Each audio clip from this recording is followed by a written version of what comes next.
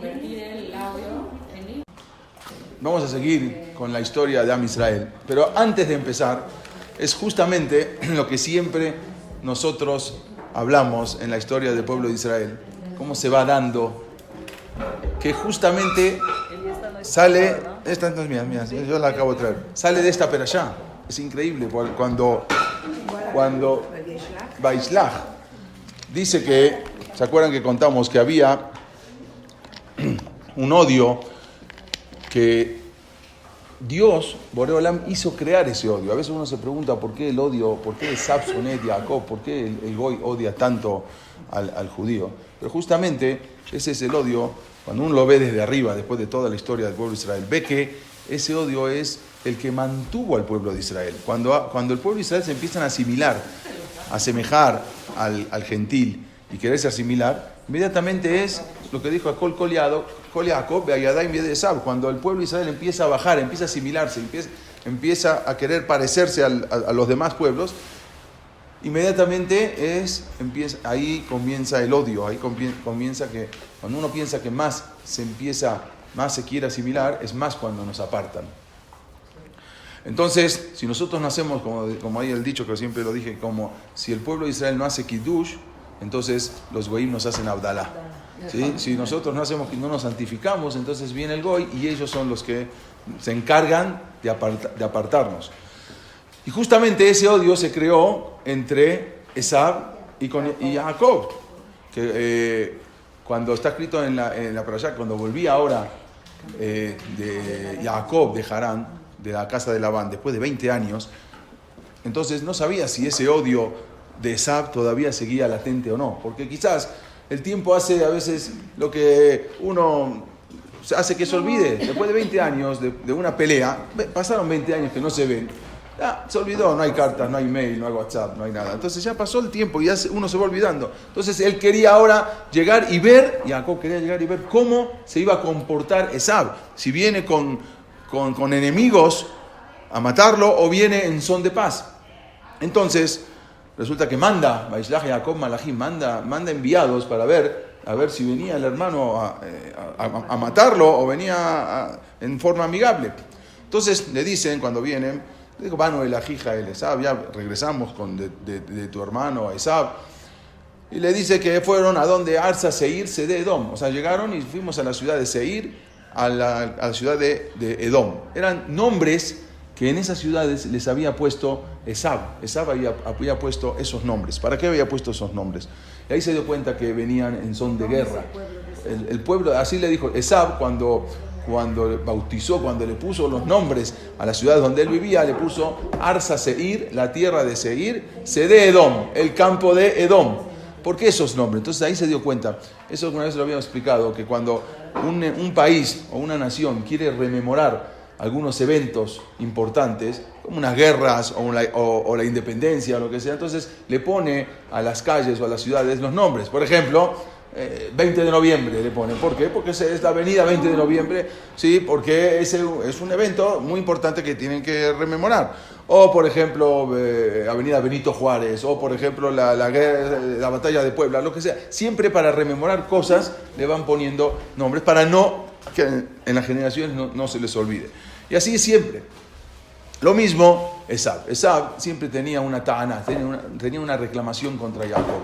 2 reclamaciones. Él le decía, Vayakben y sepa Amain. Tu nombre es Jacob porque 2 veces me engañaste. Jacob viene de Talom, o sea, me la hiciste, como se dice, me engañaste 2 veces. Et Bejorati lakaj, me robaste la Bejorá. ¿Sí? Bet Birjati, y me robaste la Berajá. O sea, la Bejorá, cuando estábamos negociando, me transeaste, me lo vendiste por un plato de lenteja roja. Y luego, Et Birjati lakaj, mi papá, cuando Isaac me pidió que vaya a traer un borguito, a hacerle de comer, y cuando llegué tú estabas saliendo y me robaste la berajá. Son las 2 cosas que le quedó a Esab, el odio, que ese odio hasta hoy en día se va transmitiendo, se va heredando. Entonces vino Esab, para no tener que olvidarse después de tantos años de esas 2 cosas, le puso a sus ciudades, a las ciudades que él fundó, Arza Seir, la tierra de Seir. Seir viene de Sear. de pelo. Pelo, cuando tú entraste, te pusiste como pelo para que mi papá no se dé cuenta. Ayadai miede Esab. Y también minado a Adomazé, cuando viniste y me pediste plato de lenteja. Entonces le puso Arsa Seir, la tierra de Seir, Sede Edom, el campo de Edom. Y eso lo puso nombre con esos nombres para nunca olvidarse de ese odio que le tenía Esab a Jacob. Y dice que Jacob se preparó para 3 cosas. Y esto es lo que habíamos hecho mucho hincapié. Dice, trae ahí que se preparó para la guerra, se preparó para el shohat, quiere decir darle mordida, darle un soborno y que con eso se pueda calmar. Y se preparó también en el rezo. Son las 3 cosas que se preparó Jacob. Entonces, el rezo, sabemos, rezó Jacob, la perashá está escrito, cómo se preparó para regalos. Ahí dice la perashá, que la Torah cuenta que le mandó muchísimos regalos a Esab, a ver si con eso se aplacaba su furia. Y también una tercera que fue que se preparó para la guerra. ¿Cómo se preparó para la guerra? Dice que Jacob dividió el campamento, a la mitad de la familia para un lado, a un día de distancia, o a 3 días de distancia, para poder escaparse, y el otro campamento salió a pelear por si viene Esab y mi abuelo Esab, el Amahanea Had Beikau, llega a Esab y destruye uno de los campamentos, Beaya Amahanea Nishar Lifleta, el otro campamento se puede quedar salvado y allí puede haber, con eso va a haber una continuidad en el pueblo de Israel. Y eso, todo lo que pasa a los Abot, se refleja en toda la historia del pueblo de Israel. Todo lo que le pasó a Abraham Avinu, a Isaac, a Jacob, todo eso se va reflejando durante todas las épocas. Abraham Avinu tuvo que irse a Misraim. Todo el pueblo de Israel se fue a Misraim. Abraham Avinu salió de Misraim y vino el faraón y le dio oro, riqueza, todo porque quiso abusar de Sarai y al final no la pudo tocar. Al final le dijo, ¿por qué no me dijiste que no era que era tu hermana? Y le dio un montón de oro, plata que salió Abraham Avinu. La pregunta es, si Abraham Avinu en otro lado decía que él ni de una agujeta cuando peleó con un rey, que ni siquiera se quería tener a nada provecho de la agujeta, ¿cómo ahora sale y acepta todo el oro y plata que le da? Porque él mismo sabía que lo que le pase a él le va a pasar al pueblo de Israel. Si yo cuanto más me llevo ahora, más se va a llevar cuando salga el pueblo de Israel de Egipto. Por eso también el pueblo de Israel de Egipto salió y se llevó oro y plata y todo. A Isaac le pasó lo mismo. Isaac era muy rico y eso era una verajá que tenía, que esa verajá también es una verajá para todo el pueblo de Israel, que tenga bonanza, que puedan vivir bien.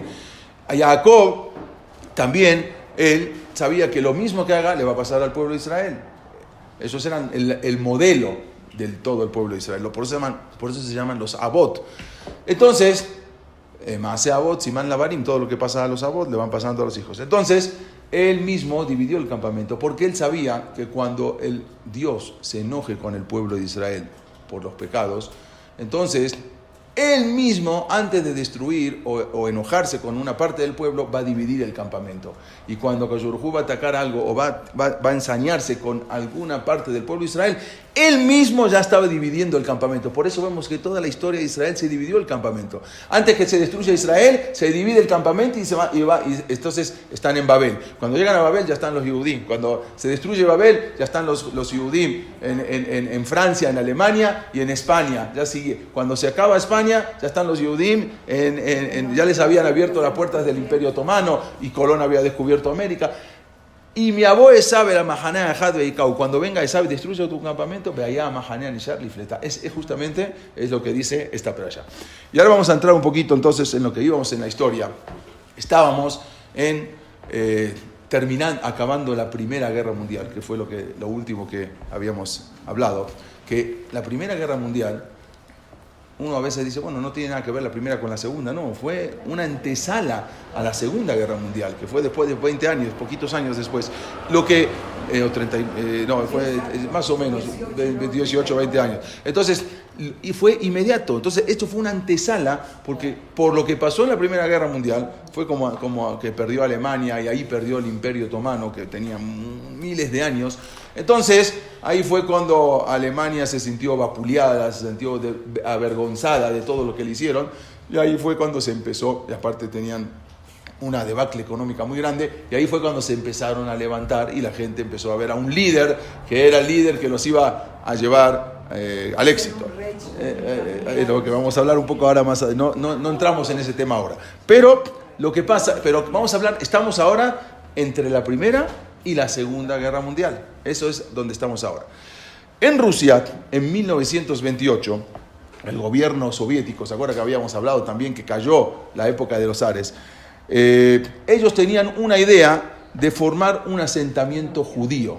Querían que todos los judíos de Rusia, que no eran pocos, se vayan y se formen un asentamiento y ahí puedan formar su país, o no era, ojo, bajo el régimen comunista, pero que estén en un lugar, en una región, obvio, no le van a dar la región de Moscú ni de San Petersburgo, se las dieron en un lugar un poquito alejado, se llamaba Siberia, ¿sí? ¿Sí? Un poquito alejado. Y tampoco no hacía mucho frío tampoco, ahí era un lugar templado, como Miami, así tranquilo, un lugar muy bonito, ¿sí? Ahí junto a lo que es China, o sea, prácticamente, si ustedes ven acá, es cerca de China y cerca de Japón. Acá, esto es Rusia, esto se llama Birobidzhan, acá, y acá está China. Pero ¿por qué los manda ahí a los judíos? No porque quiere colonizar ese lugar, también había algo.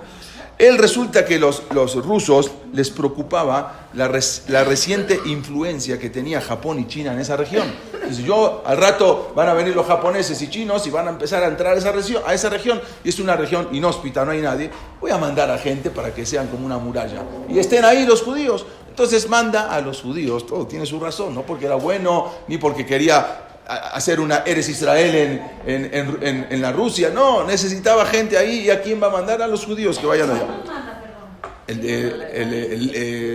Stalin se llama, sí. ¿Cuántos judíos había en Rusia en esa época más o menos? Muchos millones. Ahora creo que tengo el dato, pero muchos millones. Sí, claro, sí, Rusia pasa que también Rusia, sí, y ahí aparte iba dominando otros países, entonces cuando anexaba a otros países se quedaban entonces todos los judíos pasaban a ser parte de Rusia. Por lo tanto necesitaban poblar esa zona para usarla como protección ante China y Rusia. Los rusos entonces ofrecieron de la mejor manera todo tipo de incentivos. Tampoco les van a mandar a la fuerza, no se van a ir. Entonces se empezó a dar incentivos a los judíos. Por ejemplo, raciones extras.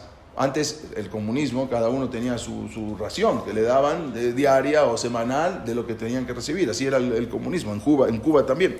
Entonces le ofrecieron raciones extras de comida, le ofrecieron tierras. Yo le voy a dar tierras, buenísimos, tierras en el Polo Norte, pero bueno, les dio tierras para convencer a los judíos de que se establecieran allí en Birobidzhan. Algunos judíos se dijeron, bueno, la verdad, pues igual estamos mal acá, por lo menos ahí va a ser frío, pero bueno, vamos a estar bien, para buscar oportunidades económicas. Otros se fueron con la intención de construir allí una patria judía socialista en la Unión Soviética. O sea, fueron ahí a construir algo, un socialismo de la Unión Soviética, y querían reemplazar la atracción del sionismo y de Eretz Israel. Todavía no había Eretz Israel, pero ya se hablaba mucho de formar un Estado judío. Entonces ellos ya querían un poco reemplazar eso y decían, bueno, acá tenemos nuestro Estado judío que vamos a formar y luego van a venir gente de todo el mundo. O sea, como que querían formar un Estado judío socialista, ojo, no abierto ni democrático. Un Estado dentro de la Unión Soviética. En la década de los 30, Birobidzhan contaba con 35.000 colonos judíos. O sea, ya, imagínense, la mitad de los judíos que viven en México ya en un lugar. Ahí había más de 35.000, incluso llegaron ahí judíos socialistas de los Estados Unidos. Habían llegado de Estados Unidos, que estaban tranquilos en Estados Unidos. No, ahora vamos a tener nuestro país. Y se dirigieron hacia Rusia. Y desde Palestina, que también había Yehudim, también se empezaron a ir hacia Rusia porque decía, bueno, acá vamos a tener nuestra tierra. No obstante, después esos Yehudim, esos judíos extranjeros, una vez allí se desilusionaron muy rápido. Quisieron regresar. No, esto no era lo que nos prometieron, esto es un lugar inhóspito, llegar acá, imposible vivir ahí. Pero ya no había forma de salir de la Unión Soviética de Stalin. El que llegó acá, ya no hay manera de salir. Aquí se quedan. Más adelante empezaron ellos a hacer revolución, ¿no? Que nosotros nos queremos volver a Estados Unidos, no somos de aquí. Muchos de esos de los que se empezaron ahora a revolucionar contra Stalin fueron ejecutados. ¿Sí? Acá no se van y el que quiera ahora levantar al pueblo y hacer revolución, los ejecutaban. Pero Stalin les dio varios incentivos. Por ejemplo, junto con el idioma ruso, el gobierno decretó como idioma oficial de la región el Yiddish. O sea, las escuelas, también las escuelas públicas no judías, también se hablaba el Yiddish. Y hasta los no judíos, como dijimos... Se sigue hablando. Sí, ahora vamos a hablar. Sí. Ahora que terminemos vamos a hablar de eso. Se estudiaba el Yiddish en esas escuelas. Por ejemplo, incluso las señales de tránsito de las calles también estaban escritas en Yiddish. O sea, donde acá pueden ver, bueno, esto se llama Birodizal, la escuela, sí, también Shalom Aleichem, exactamente. Incluso las señales de tránsito estaban en Yiddish. Las bibliotecas contenían muchísimos libros en Yiddish, pero nada libros religiosos. Nada, religioso nada, porque él no quería, era ateo, religioso no quería, no había una sola sinagoga, no había un solo Betamidrash, pero todo era lo que les daba el incentivo a los judíos. No había, como dijimos, no había ninguna institución religiosa, ni tampoco un Betagneset. Los periódicos también se publicaban en Yiddish. Estas fotos son recientes, acá incluso hasta hoy en día, ¿sí? Van a ver, Birovizan, como dice, hasta hoy en día. Con el correr del tiempo, el asentamiento judío se fue reduciendo cada vez más. Se escaparon, unos se iban de acá, se iban de allá. Era muy difícil ahí, era muy difícil cultivar la tierra, una tierra pantanosa, una tierra que se congelaba todo. No había manera, ¿qué van a trabajar? Incluso en verano, decían, bueno, en verano había terribles plagas de insectos que hacían la vida imposible para el judío. Entonces, por eso, los que fueron de ahí de Estados Unidos y de Palestina ya se querían volver. Muchos lograron volverse, otros no. También en el invierno habían, como dijimos, sufrían heladas terribles, que se congelaba todo, y había enfermedades, abundaban enfermedades como la malaria. Muchos se fueron yendo, y prácticamente para 1945, que igual no nos adelantamos, vamos a hablar después, antes de lo que pasó, pero para entender un poco el tema, Birobitzan había perdido todo su carácter judío. En la actualidad siguen viviendo allí 2.000 judíos aproximadamente, hasta hoy en día. Acá pueden ver los periódicos, acá pueden ver, hoy estos ahí, ven acá los monumentos. Y estos sí son judíos. Ahí no sé si se ve, pero está tocando el shofar. Esto es en la entrada del pueblo. Déjame poner una cosa acá que se va a ver mejor, perdón. Sí. Sí, hoy en día sí, antes, hoy en día ya terminó el comunismo. Hoy en día están los Lubavitch. Pero antes no había vida religiosa, cero, no había Betagneset. ¿Hacían Brit Milá, hacían todo esto o nada de religión? Cero. No, sí hacían. No había religión de Betagneset, Betamidrash para estudiar Torah, pero sí, las costumbres se seguían, todas las costumbres seguían. No se asimilaron tanto ellos quedaron sin... Sí. Los más judíos. Sí, muchos se fueron, la mayoría se fueron. Hoy de los 35.000 que llegó a ver, hoy en día hay 2.000, hay un Betagneset de Chabad hoy en día. Sí, claro, sí, seguro, ahora lo van a ver. Esto es las bibliotecas, esto es ahí un monumento también que hay, que el violinista del tejado, que también ahí simboliza. Estas son unas mujeres que viven hoy en día ahí, en Birobitzan. Bueno, entonces, hoy en día todavía siguen 2.000, pero ya no fue lo que querían hacer los rusos, porque después, obvio, cae el comunismo. Y los judíos, muchos se fueron. Ya un día, en la actualidad, como dijimos, hay un Betagneset de Chabad, siguen viviendo 2.000, pero es un lugar muy difícil para vivir. No tuvo éxito, ¿sí?, en la idea de Stalin de mandar ahí a los judíos. Pero pasamos ahora, que yo se los debía desde una clase que hablamos de Hafez Haim con Trotsky. ¿Se acuerdan que hablamos? Pero hablamos un pequeño detalle que había pasado en el Hafez Haim. Entonces yo les quiero contar un poco de la vida del Hafez Haim, que es importante saber, porque siempre estudiamos de la Lashon Hara, o Mishnah Berurat, o todos los libros que el Hafez Haim habló, pero un poco de entender cómo era la vida de esta persona. ¿Y por qué? Realmente no hablamos de la vida de los Tamid Jajamim, pero porque en la historia, pero acá sí tenemos que hablar, porque cambia la historia y la ética moral del pueblo judío a partir del Hafez Haim, que todo el mundo conoce y todo el mundo ha estudiado. Quizás ningún erudito de la Torá ha cautivado el corazón de tantos Yehudim como el Hafez Haim. ¿Sí? Es algo impresionante y entender un poco de la vida. Estudiamos mucho de lo que es el Lashon Hara, del Hafez Haim, el libro que escribió el Hafez Haim, todo, pero entender un poco. Su nombre era Rabbi Israel Meir HaKohen, conocido como el Hafez Haim por el libro que hizo, que él lo sacó anónimamente, ahora vamos a contar. Su obra, la obra ejemplar que lleva su nombre, él vivió en un pequeño pueblo. Hoy en día no deja de ser un pequeño pueblo. Él mismo es un pequeño pueblo de poquitas cuadras, se llama Radun o Radin, y cuya sabiduría del Hafez Haim trascendió las fronteras. Él había nacido en un pueblo, Satel o Slatlav, en Rusia, en el año 1839. En febrero había nacido, el 6 de febrero. Hoy en día es Bielorrusia. Hoy en día se conoce como Bielorrusia. Y falleció casi cumpliendo 95 años. Mira, dice Hafez Haim, ¿quién es la persona que quiere vivir mucho? La persona que se cuida de la Lashon Hara. En 1933, justo cuando sube al poder Hitler. Vamos a hablar. Ese mismo año, porque Akadosh Baruj Hu, había 3 tzadikim que no dejó que Hitler suba al poder hasta que no se vayan estos 3 tzadikim. Ya vamos a hablar cuando lleguemos más adelante. Uno era el Hafez Haim. Desde pequeño él irradió un aire de santidad. Él a los 10 años había fallecido su papá.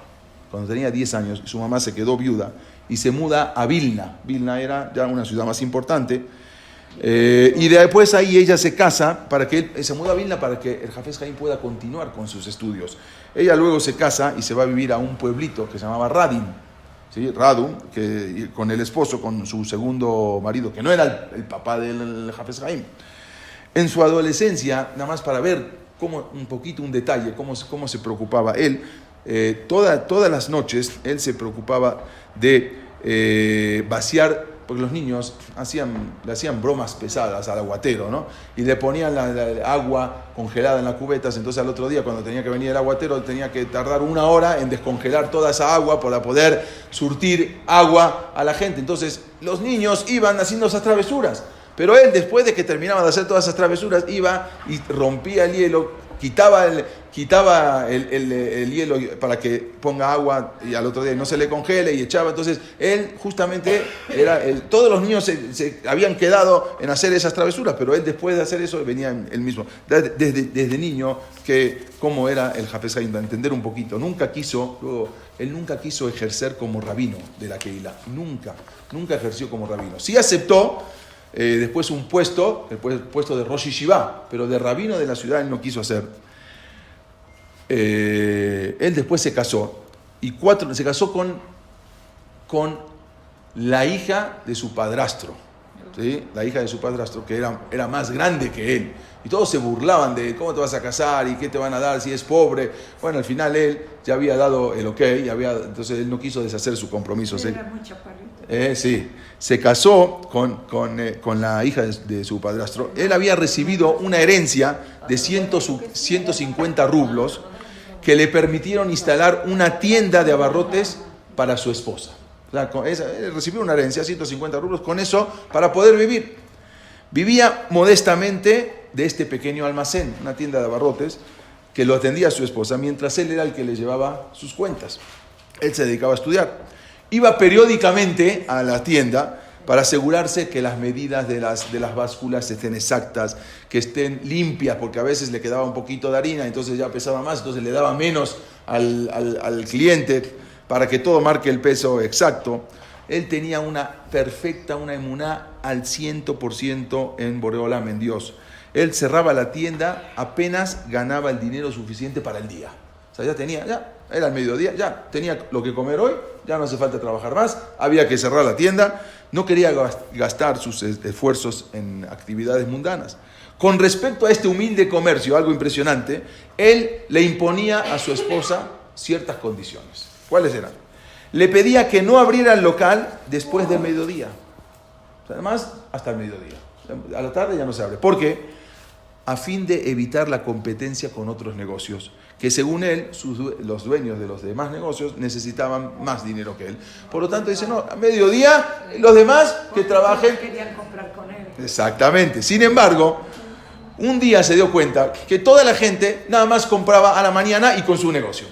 Porque él decía, porque la gente quería, lo veían quién era. Entonces todo el mundo esperaba que abran, le hacían cola, iban a comprar y después de mediodía ya no iban a los otros negocios. Entonces se dio cuenta que tampoco le sirvió esa estrategia de cerrar mediodía a su negocio. Por lo tanto, entonces él decidió cerrar su negocio para hacer que los otros comerciantes no perdieran su sustento. Y él le dice a la esposa, hay que cerrar el negocio, porque nosotros le estamos quitando la parnasá a los demás comerciantes. O sea, imagínense lo que el Hafez Haim, como dijimos, qué calidad. O sea, por eso es importante hablar de él. Él no quiso ser rabino de su ciudad, pero rápidamente se transformó en rabino de gran parte del pueblo judío. O sea, de su ciudad él no quería ser rabino, pero inmediatamente todo el mundo, cuando ya empezaron a ver quién era, él se transforma en rabino de gran parte del Am Israel. Eso aconteció sin habérselo propuesto, él no se lo había propuesto. Él tenía su yeshiva, abrió su yeshiva, acá vemos, hasta hoy en día está un poco arreglada la yeshiva en Radin. Solamente aceptó un cargo, que fue el cargo de Rosh Yeshiva, director académico de la Academia Talmúdica. Y así él atrajo cientos de alumnos de todas las latitudes. Tampoco por esa función él aceptó recibir remuneración. O sea, dijo Rosh Yeshiva, pero yo no recibo un peso. De la Torah yo no vivo de la Torah. ¿Y de qué vivía? Vamos a ver. Vivía, ahora vamos a ver, de sus libros, pero al costo prácticamente. Él fue querido y respetado en el mundo, no solamente en el mundo entre rabinos y eruditos, sino también entre la masa popular. Todo el mundo sabía quién era el Hafez Haim y lo respetaba. Sus escritos, todas sus obras están dirigidas a todos los niveles sociales, para las mujeres, para el erudito, para el obrero, para el rabino, para el que no sabía rezar más que leer Teilim, salmos, para la mujer, para el soldado. Él para todo el mundo escribía. El mundo judío. Al cumplir los 30 años, nada más 30 años, él emprendió una campaña para luchar contra el hábito de la difamación, el lashon hara y el chisme. Publicó entonces un libro anónimo, nunca dijo que era el libro de él, nadie sabía que era el libro de él. Y el libro lo llamó Hafez Haim, porque el que ama, mira, dice Hafez Haim, Ohev Yamim Lirotov, Nesor Leshoneja Mera, cuídate de tu lengua, de hablar mal, usfateja milaber mimad, y tus labios de hablar mentiras. Entonces él con eso desencadenó una verdadera revolución ética. La gente nunca habían estudiado estas cosas, siempre estudiaron Talmud, estudiaron otras cosas, pero estudiar un libro entero de la Lashon Hara, cuando el Shulchan Aruch ni lo menciona la halajá de la Lashon Hara, y él hace un libro entero de cómo dedicarse, cómo hablar, cómo no hablar.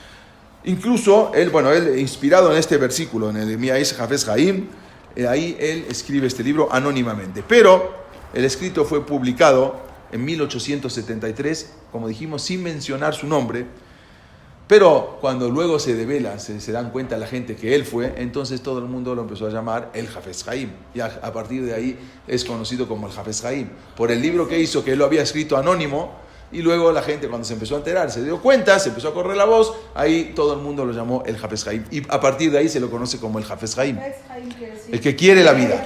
El que busca la vida. Cuidar la boca. Exactamente, cuidar la boca. Ahora vamos a hablar un poquito de eso. También él popularizó aún más el Shulchan Aruch, que el Shulchan Aruch es un código de leyes que todo el mundo seguía hoy en día, Sefaradim, Ashkenazim. Pero él lo popularizó más porque él hizo por intermedio de sus comentarios el famoso Mishnah Berurah. El Mishnah Berurah lo escribe también el Hafez Haim, que es toda la explicación y los minhagim, costumbres, que él daba mucha importancia a todas las costumbres que según él era de vital importancia. Él exigía que cada individuo debería ser cuidadoso con lo que dice y lo que expresa, lo que saca de la boca, honesto en las transacciones, comprar y vender respetando el peso y la medida exacta. Él siempre hacía mucho hincapié en esto. Hay un libro que él hizo, se llama Abad Gesed. Él describe ahí diversos tipos de buenas acciones, como por ejemplo, cómo uno tiene que pagar al empleado al día, en tiempo y forma. No puede atrasarse en el pago del empleado. Ayudar al necesitado a través de préstamos sin intereses. O sea, él se llama el libro Abad Gesed. Hay un alumno de él, se llamaba Rabbi Aharon Bloch. él fue alumno del Hafez Haim, y él relató lo siguiente, que cuando la gente se acercaba con el Hafez Haim y le pedían una bendición, venían de todos lados a pedirle verajot, él asombradamente les decía, si alguien que puede pedir un favor directamente al rey, ¿cuál es la razón para que se tenga que dirigir al sirviente? Si tú puedes directamente ir al rey, si tú le puedes pedir a Kadosh Baruj Hu, que está muy cerca tuyo, ¿por qué me vienes a pedir veraj a mí, que yo soy su sirviente? Pídele a Kadosh Baruj Hu, pídele a Boreolam, ¿para qué tienes que, también Tihei Mashem me lo queja, tú tienes que estar siempre con Dios, a Kadosh Baruj Hu está contigo, no tienes que ir a buscar verajot de acá, tú pídele a Dios, y al rey le puedes pedir, ¿para qué tienes que ir a pedir a los sirvientes? Una vez, claro, él decía, ¿por qué pedirle a un semejante a ustedes? Él mismo decía, yo soy igual que ustedes. Que poco es lo que yo puedo ayudarlos cuando tienes al rey que te puede ayudar. Entonces, sabía, él vivía muy humildemente. Hubo épocas que pasó muchas pobrezas. Su sustento, que alguien preguntó cómo vivía, después de haber cerrado el pequeño comercio que tenía, provenía de la venta de sus libros. Pero él vendía sus libros a un precio muy accesible y económico, y siempre se negó a cobrar un valor, o sea, más del valor estipulado. Él ponía el precio de lo que le costó más un poquito para vivir. Una vez había un varón Rothschild, se llamaba Simón Zeev Rothschild de Frankfurt, le llegó la noticia de la grandeza del Hafez Haim.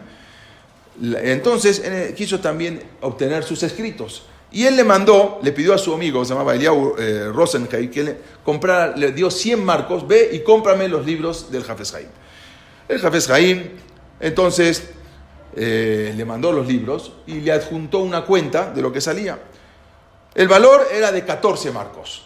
El otro le había mandado 100 marcos. Entonces le devuelve en la carta, le manda los libros con 86 marcos, aclarándole que él no recibe bajo ningún concepto regalos. Aunque me lo quieras regalar, no acepto. El rabino agregó en una nota que si el varón Rothschild está dispuesto a donar después para la yeshiva, eso es otra cosa, pero por sus libros él no va a aceptar. El varón Rothschild, muy sorprendido de lo que hizo, entonces ya comenzó a ser un habitual e importante donador de su yeshiva. Se dio cuenta de con quién estaba tratando. Una vez, algo impresionante, no mucha gente sabe esto, un alumno, un estudiante suyo que había estudiado en su yeshiva, fue detenido en San Petersburgo. Y él se entera de que un alumno suyo lo detienen y lo acusan de algo en San Petersburgo. Él viaja a San Petersburgo para poder formar parte de testigo y atestiguar a favor de su alumno. Pero, declarar a favor. En las cortes rusas no se aceptaban testigos sin prestar juramento. Había que jurar primero, decir la verdad y solamente la verdad y poner el libro arriba de la Biblia o de los evangelios o lo que sea, ortodoxa rusa, y tenían que jurar. El Hafez Haim dijo, yo no juro. Y aunque podía jurar, porque va a jurar algo que es verdad, él no quería formar un antecedente que la gente se acostumbre a jurar. Entonces él se presentó ahí y dijo, yo no juro. No juras, no puedes atestiguar. Sin embargo, en ese momento el abogado del joven el abogado defensor, le relató, le dice, en la corte le dice al juez, yo le quiero relatar la siguiente vivencia del Hafez Haim. Está bien, usted no lo quiere poner como testigo, pero yo nada más le quiero contar algo. Y le contó lo siguiente. Este testigo, se refiere al Hafez Haim, una vez invitó a un hombre a su casa, un hombre que estaba por diosero, un hombre en la calle, y lo invitó a alojarse en su casa. El invitado, quien en verdad era un ladrón, le robó todo lo que pudo al Hafez Haim y se escapó. Cuando el Hafez Haim lo ve que está corriendo, sale tras de él y lo empieza a correr y le empieza a decir, te entrego todos estos bienes con todo mi corazón, te lo puedes llevar, corriéndolo. Eso le está contando el abogado al juez para que acepte el testimonio. El juez le preguntó el juez al abogado, ¿usted cree realmente esta historia? ¿Qué me está contando esta historia? ¿Usted la cree realmente? El abogado le dice, no sé, su señoría, pero ¿alguien acaso alguna vez inventó historias parecidas de usted y de mí? ¿Alguien habló así una historia? ¿Alguien habló esta historia de ustedes? De mí no. Bueno, pero del Hafez Haim sí se cuentan estas historias. De ustedes no, pero de ustedes ni de mí sí, pero del Hafez Haim sí. Nada más para entender lo que era un poco el Hafez Haim. Una vez le llegó una carta al Hafez Haim y él quitó la estampilla, porque antes se compraba las estampillas. Entonces, como se le había traído la carta a un mensajero, no había venido por correo, alguien pagó la estampilla, sacó la estampilla sí, y fue y se la devolvió al correo, perdón, porque no tuve que utilizar esta estampilla. O sea, algo impresionante. No existe. Él tenía siempre una duda. No sé si al final tomaron o no lo tomaron, quizás tomaron el testimonio y se salvó. Es muy probable que lo hayan tomado, el testimonio, porque dice, de ustedes de mí no se hablan estas cosas. No sé si creer o no creer, pero de estas cosas de nosotros no se hablan, de él sí. Una vez, el Hafez Haim, él cuando escribió el libro de la Lashon Hara, tenía una duda. Si se puede uno hablar la Lashon Hara de sí mismo. O sea, obvio que uno no puede hablar la Lashon Hara del otro, pero uno de sí mismo puede hablar la Lashon Hara o no, o tampoco, o también está prohibido. Entonces puede considerarse esto como la Lashon Hara. El Hafez Haim llegó a la conclusión por una casualidad. Un día él viajaba fuera de la ciudad y compartió la carreta con otro en el pueblo, pero no se sabía, él no lo conocía al Hafez Haim. Como de costumbre, él siempre intentaba entablar una conversación con el compañero de viaje. Shalom Aleichem, le dice. Entonces le empezó a preguntar, ¿quién es usted? ¿De dónde viene? ¿A dónde va? Le empieza a preguntar. Se dirigían hacia la ciudad donde vivía el Hafez Haim, o sea, venía de regreso. Él le dijo, me llamo tal persona, me llamo tal, vengo de tal lugar, ¿sí? Y voy a asistir a una conferencia, a un shiur que va a dar el Hafez Haim. Le dice el otro al mismo Hafez Haim. Entonces, como no sabía que él estaba delante del propio Rab, entonces el Hafez Haim empezó alabando, sí, porque el Hafez Haim es un rabino muy importante y yo quiero escuchar sus derashot. El Hafez Haim estaba escuchando y le dice, no es para tanto, no se lo crea. Entonces le dice, ¿cómo se atreve usted? ¿Sí? ¿Sabe de quién está hablando? ¿Cómo? Usted está hablando del Hafez Haim, ¿cómo usted puede decir que no es para tanto? Dijo, sí, claro, lo conozco muy bien al Hafez Haim. Le repitió, pero ya ve que cuando usted lo conozca, va a ver que no es tan grandioso como la gente piensa. Así le dijo. Y el otro empezó a discutir con él y estuvieron horas discutiendo. El Hafez Haim como que estaba hablando la Lashon Hara de sí mismo. Pero el yehudí que iba ahí no pudo controlar su rabia y lo quería matar al Hafez Haim. ¿Cómo usted está hablando mal de él?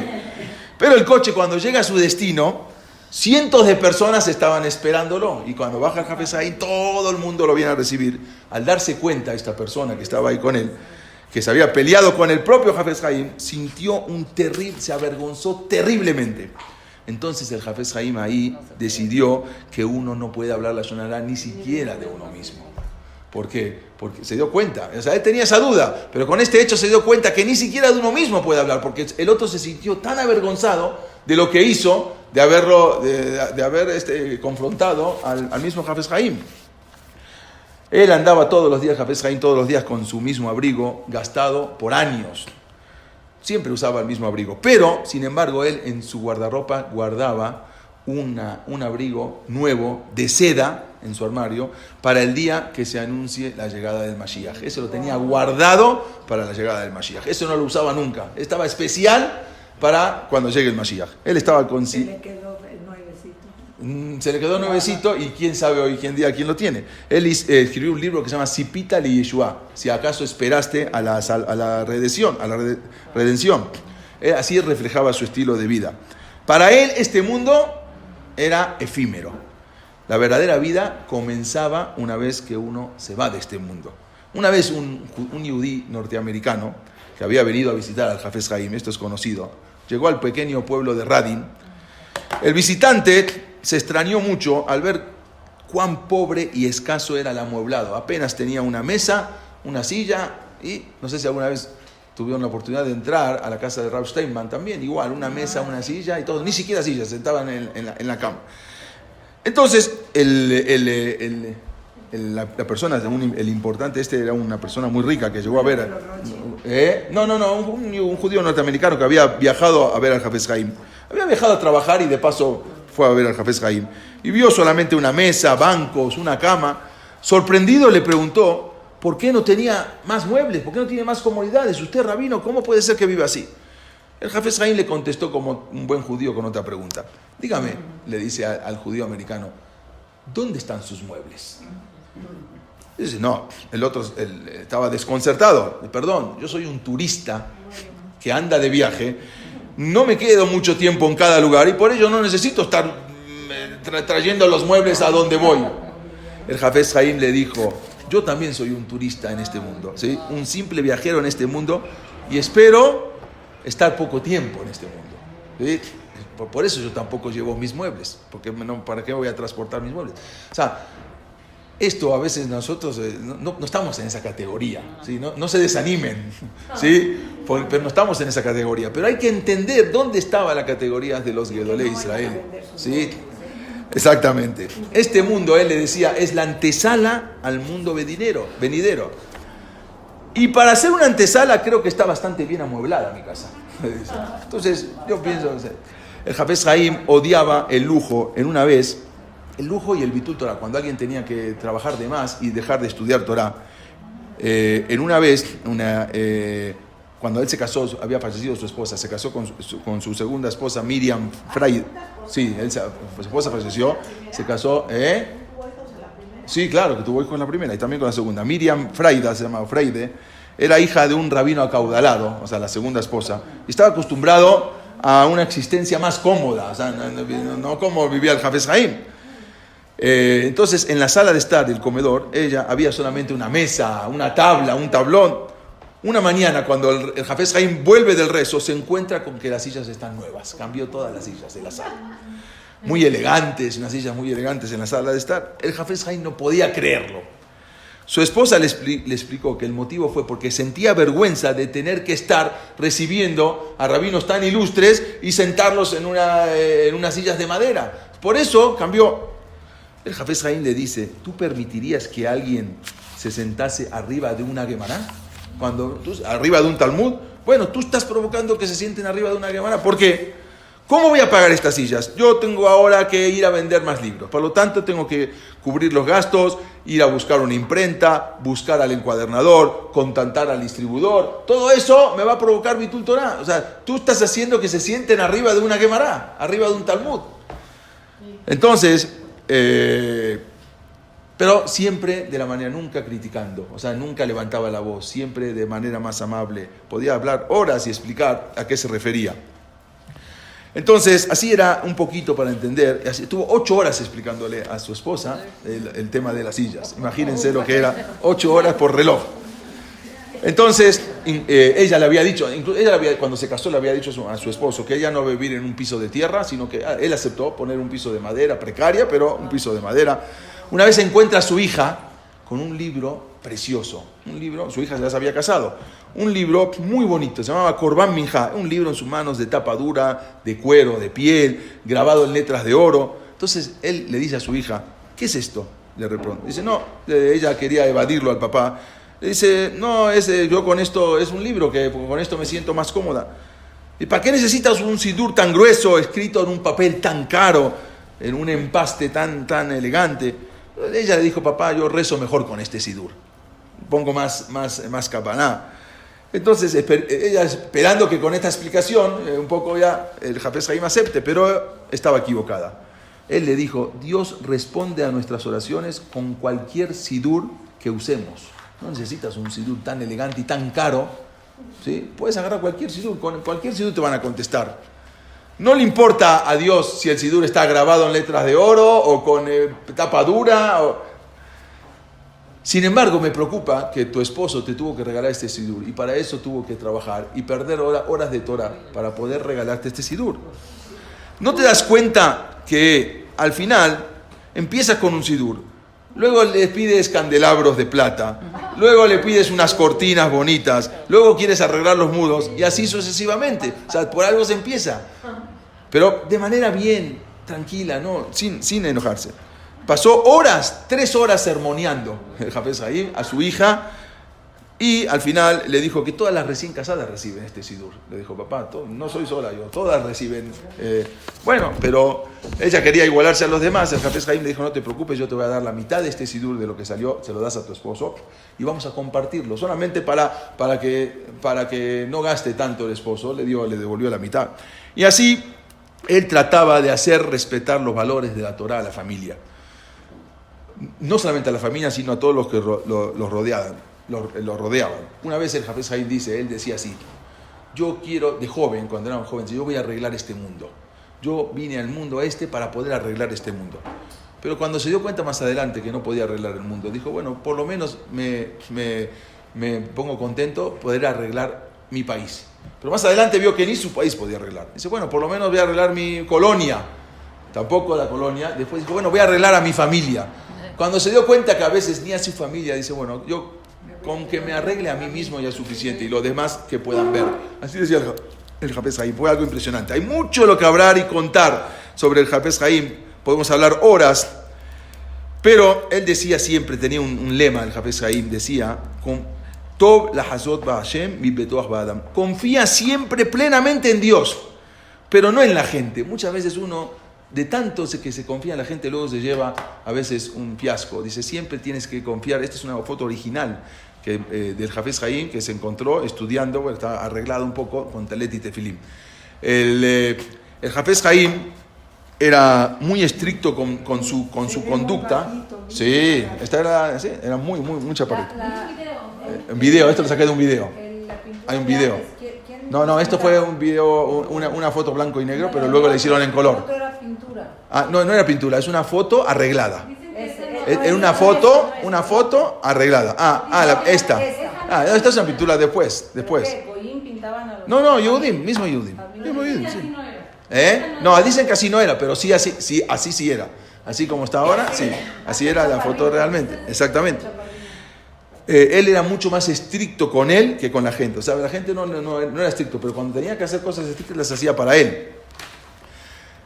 ¿Quién dice? El buen juez. Exacto, con el mismo empieza. Era extremadamente minucioso con la limpieza. Algo impresionante, toda la vida del Hafez Haim. Cuentan, la hija, se llama la Rebbetzin Sachs, era la hija del Hafez Haim. Una vez tuvo un comentario muy acertado de su papá. Él decía, mi padre, Zichron Libraja, deseaba que la gente estudiase sus libros, no su persona. O sea, él sabía cómo era él, pero él quería que la gente estudie sus libros. Estas palabras reflejan un poco lo que es la humildad de él. Él tenía intenciones al final de asentarse en Eretz Israel. Hafez Haim se quería ir a vivir a Eretz Israel. En la ciudad de Petah Tikva le habían preparado una vivienda, su casa donde iba a venir el Hafez Haim, cerca de una yeshiva, la yeshiva de Lomje. Pero surgieron algunas dificultades y lo obligaron de a poquito a posponer su viaje. Pospuso una vez, 2 veces.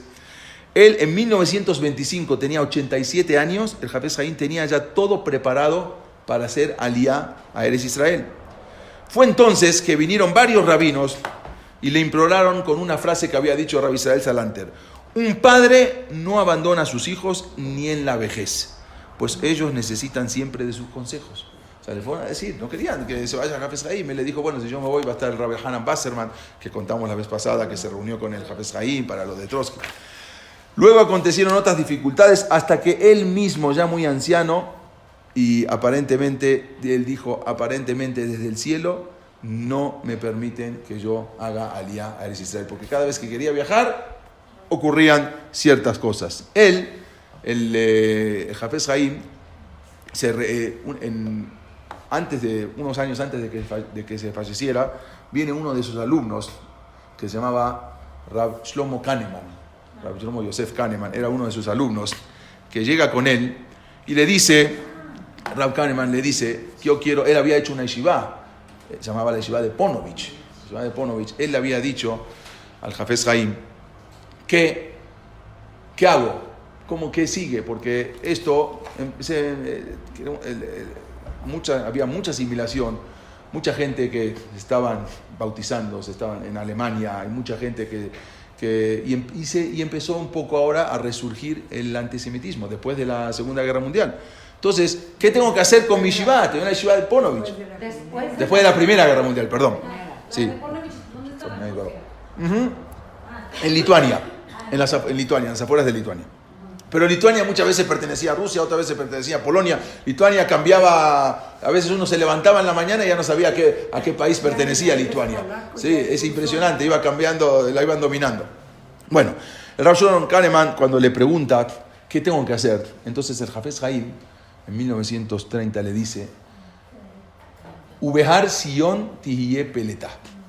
En Har Sion va a ser la salvación. ¿De qué salvación? Si no había ningún problema. ¿De qué salvación está hablando el Hafez Haim?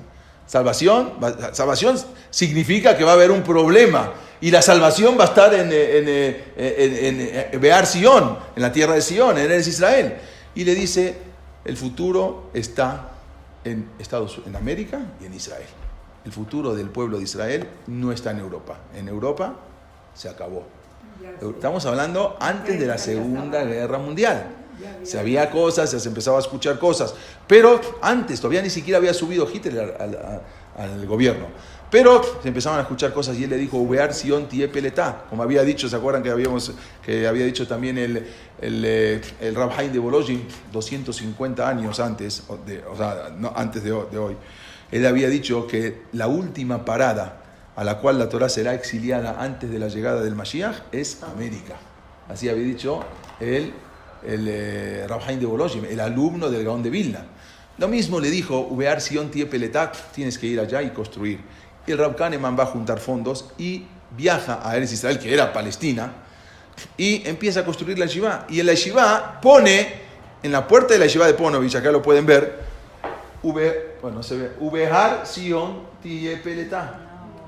Veía Kodesh, dice Ar Sion Tie Peletá. Y así hasta hoy en día está en Ponovich, en la puerta de la yeshiva de Ponovich, lo que le había dicho el Hafez Haim. En Europa no va a ser la salvación va a estar en Eretz Israel. Y así fue cuando viaja el Rav Kahneman y deja lo que es Rusia, lo que es Bielorrusia, y se va y funda la yeshiva de Ponovich. Ya vamos a hablar, porque en principio la gente se burlaba de él, porque con 8 alumnos estás haciendo una yeshiva de miles de alumnos. ¿Qué estás haciendo? Aparte, estás construyendo una yeshiva, y cuando el general Rommel está por entrar a Eretz Israel y va a destruir, ¿qué estás haciendo? No importa, ¿cuánto falta para que entre a Eretz Israel? En 3 días ya entra. Era 1917. No, después, más adelante, cuando el Rommel, cuando ya venía la guerra, me adelantó un poquito. Y ahí le decía: bueno, no importa, si 3 días no entró todavía, 3 días falta para que entre, bueno, tengo 3 días para empezar a construir y que empiece a haber bases de Torah. Al final nunca entró, llegó hasta Egipto y nunca llegó a entrar a Eretz Israel. Si no, también hubiera hecho estragos en Eretz Israel. Esto es un poquito para entender. Sé que empezó ¿sí? con Allenby. Exactamente, exactamente. Esto es lo que decía. Decía que esto es uno de los dichos del Hafez Haim: la oscuridad no se ahuyenta con palos, ni siquiera con cañones. Uno simplemente enciende una pequeña vela y la oscuridad huye ante ella. Esto es la Torá. Tú prendes una vela de la Torá y la oscuridad se va. La oscuridad no la espantas ni con palos, ni con cañones. Nada más la oscuridad la espantas con una luz. Tú tienes que encender luz. Tú enciendes la luz en Eretz Israel y vas a espantar la oscuridad. Y fue ahí cuando vino el Rav Kahneman y enciende esa luz, que es la yeshiva de Ponovich, y ahí empiezan las yeshivot en Eretz Israel. Había unas yeshivot antes. Pero ¿qué pasaba en Eretz Israel? Y esto nada más voy a empezar con este tema, lo vamos a seguir la semana que viene. En ese momento, por esas todavía no estaba el Estado de Eretz Israel. Resulta que habíamos hablado de la declaración de Balfour, que fue lo que pasó. Inglaterra, en la Primera Guerra Mundial, el Imperio Otomano pierde. Ahí fue un fracaso, pierde Alemania, pierde el Imperio Otomano. E Inglaterra se hace prácticamente de Medio Oriente, ¿sí? De las colonias, es un país colonial, empieza a tomar todo lo que es Medio Oriente. Y resulta que le arranca el territorio al Imperio Otomano, situado desde el este del río Jordán, que era el 80% del territorio de Palestina, que incluso Inglaterra les había prometido a los judíos que le iba a dar ese territorio. Había una declaración de Balfour que les iba a dar el territorio. y le arranca ese territorio, se arrepiente, le quita ese territorio a Israel y establece ahí Transjordania. Sí, ¿Sí? 76%, yo ya lo chequeé. Sí, casi el 80%, casi le arranca de ese territorio que le habían dado. O sea, Inglaterra le había dado ese territorio a Israel. Y de repente ahora se arrepiente y le saca el territorio casi un 80% y se lo da y forma un nuevo país, Transjordania. El líder, pone un líder, el líder de la tribu hashemita, se llamaba Abdullah, porque él había asistido a Inglaterra en la lucha contra los turcos. Entonces ahora como premio le fue designado un territorio que estaba designado a Eretz Israel, que era el territorio de Transjordania, todo el lado oeste exactamente de la tierra de Israel.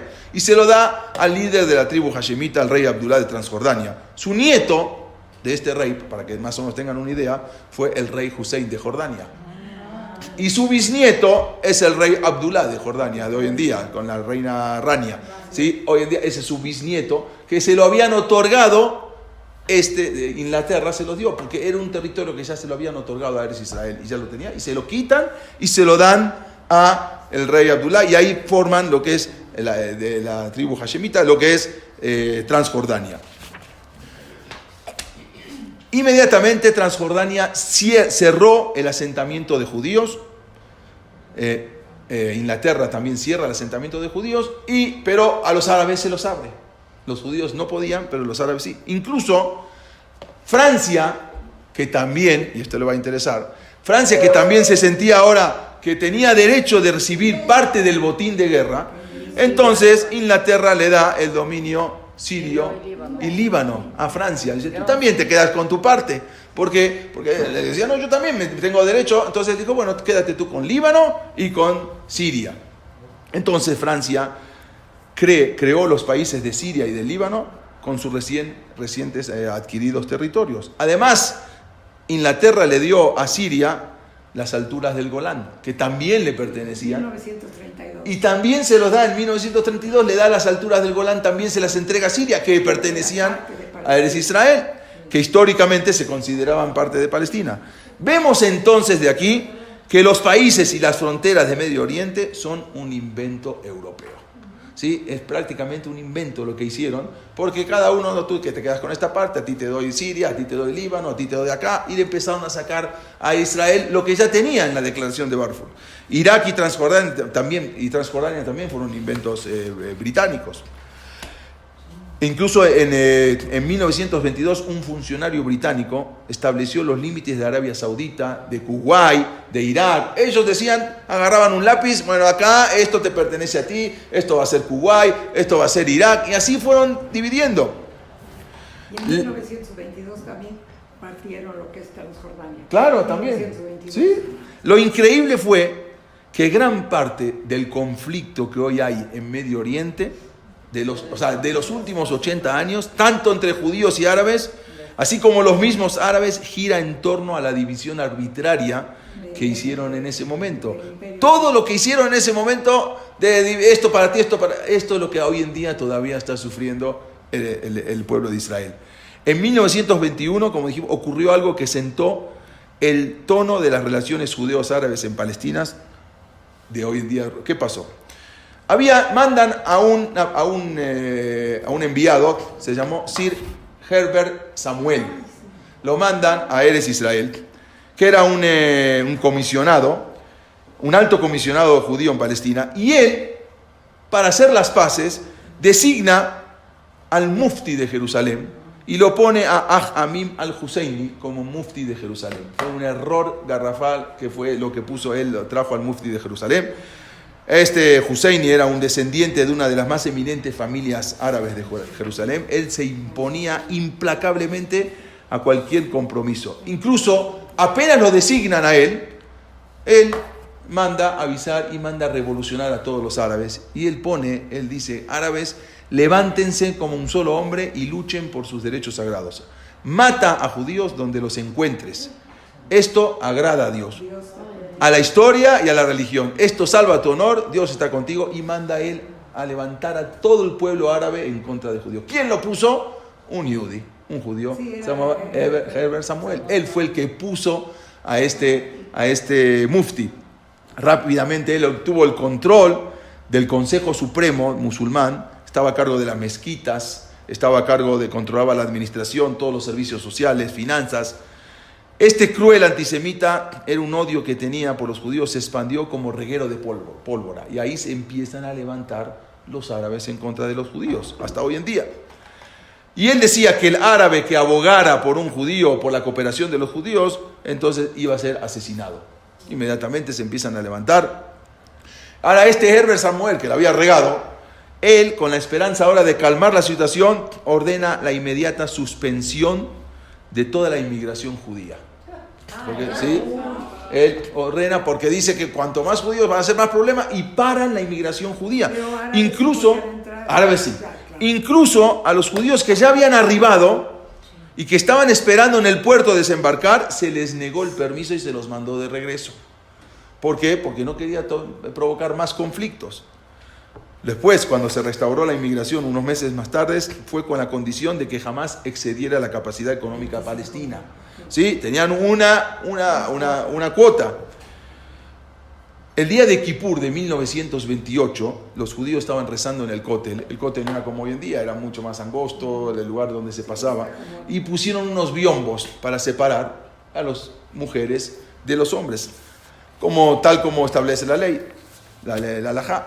Los árabes afirmaron que eso significaba el comienzo de una construcción judía que iba a acabar tomando posesión de todo el monte del templo. Entonces los árabes dijeron, no puede ser, ustedes están poniendo ahora unos biombos, una pared, al rato se van a apoderar de todo. Entonces ahí empezó, y los empezó a levantar. El mufti árabe las autoridades británicas se pusieron incluso del lado de los árabes, y gradualmente esa tensión fue creciendo, y en agosto de 1929 alcanzó su punto álgico, su punto máximo. Durante 6 días hubo unos disturbios en 1929, algo tremendo en Israel. Los árabes ocasionaron la muerte de 133 Yehudim en Sefat, en Jerusalén y en Hebrón. En Hebrón fue en 1929. En la ciudad de Hebrón los ataques fueron especialmente horrorosos. Ahí ocasionaron muerte de más de 60 Yehudim.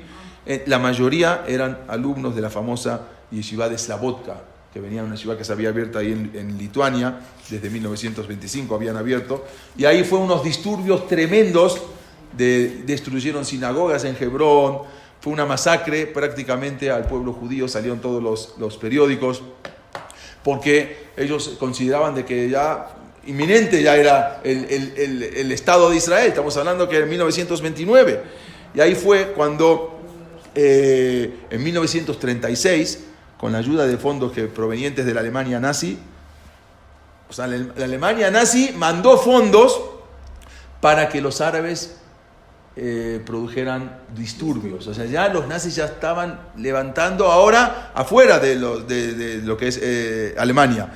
Y en protesta por los 100.000 judíos que habían llegado a Palestina entre 1934 y 1935, entonces se levantó una protesta que era solventada desde Alemania, para que los árabes se levanten. En respuesta, los británicos restringieron en forma drástica el número de judíos que podían entrar al país, y ahí fue cuando empezaron a mandar a barcos de regreso, que imposibilitaban que sea mayoría de los judíos.